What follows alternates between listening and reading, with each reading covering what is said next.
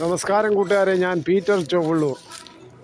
വിലയിടിവിൽ നിന്ന് കരകയറാൻ പറ്റിയ ഐഡിയ തിരിച്ചടിച്ചു. റബ്ബർ കർഷകരെ ചതിച്ചു, കണ്ണീരിലാക്കി. റബ്ബർ കറ ഒഴിക്കാൻ വെച്ചിരുന്ന ബാരലുകളിൽ റബ്ബർ പാൽ കട്ട പിടിക്കുന്നത് വിലയിടിവിൽ നട്ടം തിരിയുന്ന കർഷകർക്ക് ഇരട്ടടിയാവുന്നു. റബ്ബർ ഷീറ്റിന് കിലോയ്ക്ക് വില ഇടിഞ്ഞതോടുകൂടി കർഷകർ ബാരലുകളിലാക്കി വിപണനം നടത്താൻ ആഗ്രഹിച്ചു.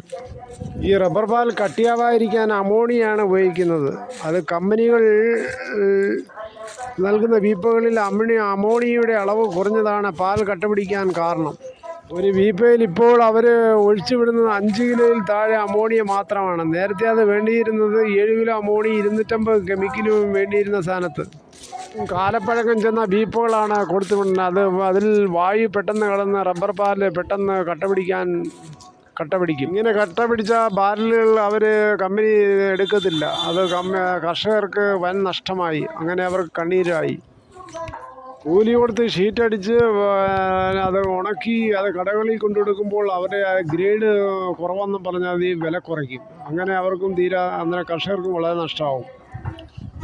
ഒട്ടുപാൽ ഷീറ്റാക്കുന്നതിന് ചിലവ് കൂടുതലും ലാറ്റക്സിന് കുറവുമാണ്. ലാറ്റക്സിനേക്കാൾ തയ്യാറാക്കാൻ ബുദ്ധിമുട്ടില്ല.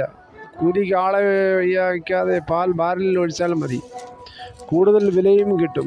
അമോണിയയുടെ അളവ് 7 നിന്ന് 5 ആക്കിയതാണ് ഈ കുഴപ്പങ്ങൾക്കെല്ലാം കാര്യം. അമോണിയയ്ക്ക് കിലോയ്ക്ക് വില കൂടിയതാണ് കമ്പനികൾ ഇതിൽ കുറയ്ക്കാൻ കാര്യം. കർഷകരുടെ ഇപ്പോഴത്തെ ആവശ്യം തുരുമ്പിച്ച ബീപ്പ നൽകാതെ നല്ല ബീപ്പ കൊടുക്കണം.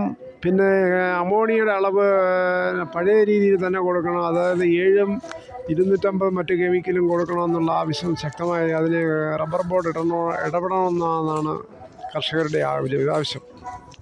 റബ്ബർ ബോർഡ് കർഷകരെ സംരക്ഷിക്കട്ടെ എന്ന് പ്രത്യാശിക്കാം. ഈ വീഡിയോ സമയം ഇത്രയും കണ്ടതിൽ വളരെയധികം നന്ദി. മറ്റൊരു വീഡിയോയുമായി വീണ്ടും കാണാം.